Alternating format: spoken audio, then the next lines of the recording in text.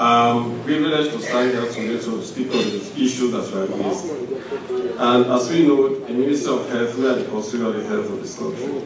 And we do everything possible to make sure that we deliver on that promise as delegated by His Excellency the President.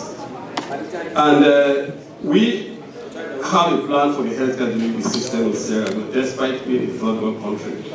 And we are very ambitious as His Excellency the President in making sure that we deliver.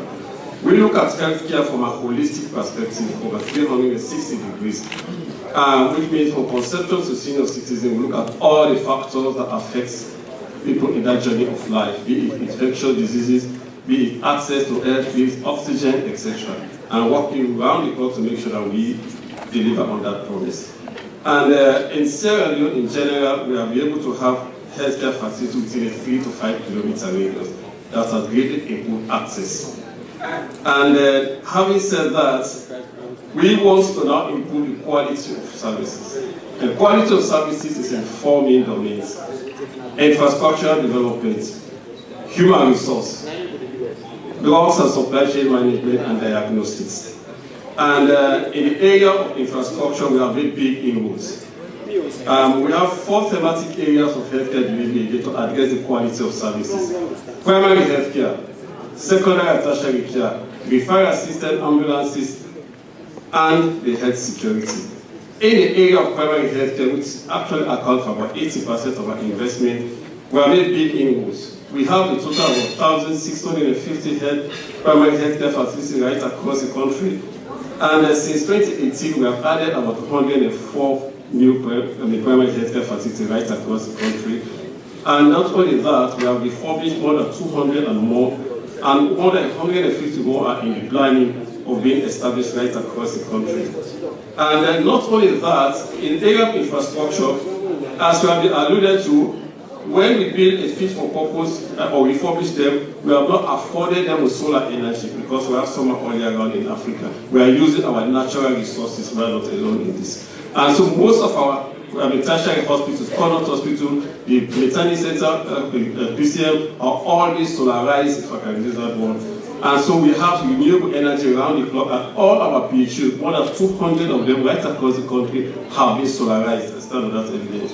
And so we have been able to improve the quality of services in most of these centers. And when you have sustainable energy in the peripheral health unit or the tertiary hospital, it becomes even more plausible to digitalize the entire system. So as we speak now, we are being commended for what we do. We are digitalizing our entire system.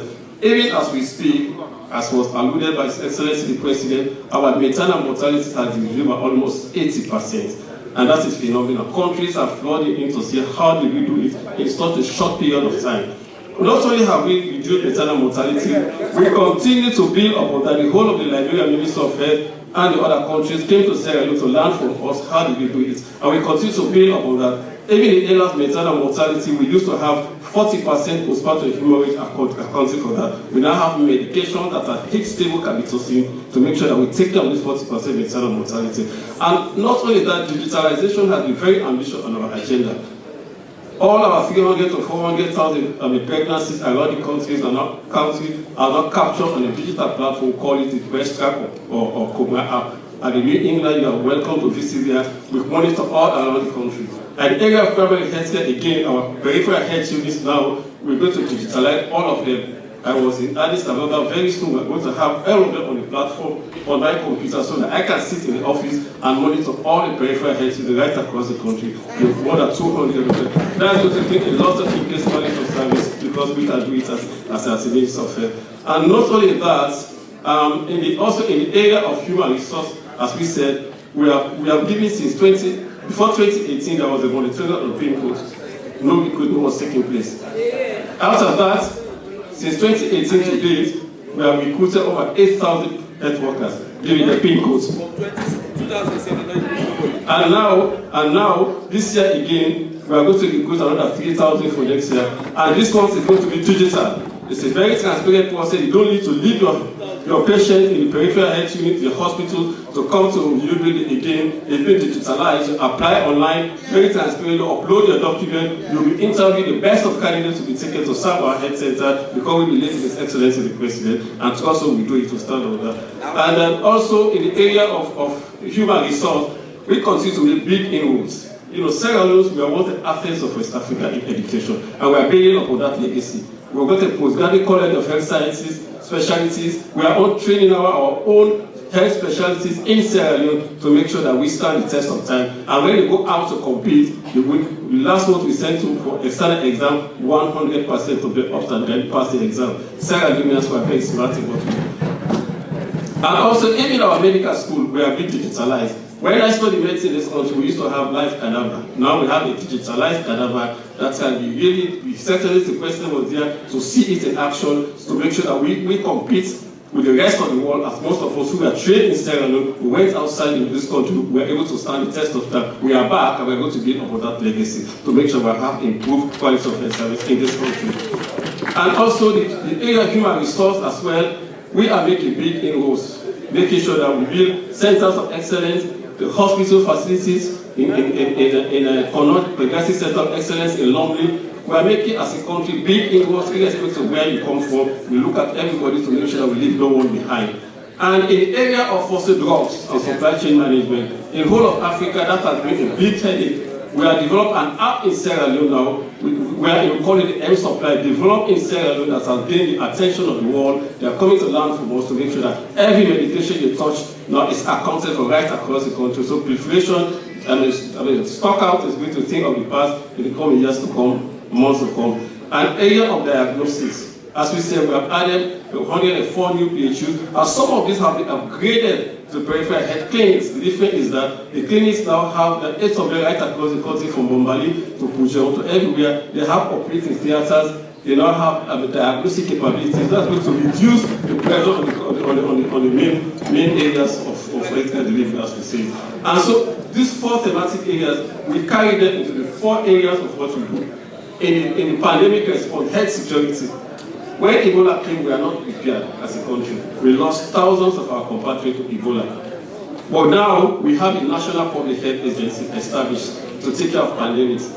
And we have so mastered the art of pandemics, preparedness and response, that when Madbox struck in Rwanda, Kigali, they reached out to Sierra Leone for help. We sent 20 of our best team there. They were able to put the situation under control. They came back at heroes. So we have mastered the issue of pandemic response. Proud as South Africa, proud as Sierra Leone, that we have needed the legacy of the president. And even when the Mpox came, it took us unaware. It took us a while for us to realize that the presentation was different in Sierra Leone. But leading by science, we realized that it was sexually transmitted. We took out the cases into treatment facilities, and today we are just in more period for Mpox. That's what we do as a Minister of Health, and we're very proud that pandemic response, we continue to build the necessary infrastructure as we've done, even with the push of epidemic that is been solving us. We've got a clear-cut pathway now. We are fighting 2 of them in parallel, but now that we have put that under control, we're moving ahead aggressively to put the push issue under control. Again, we have the necessary infrastructure built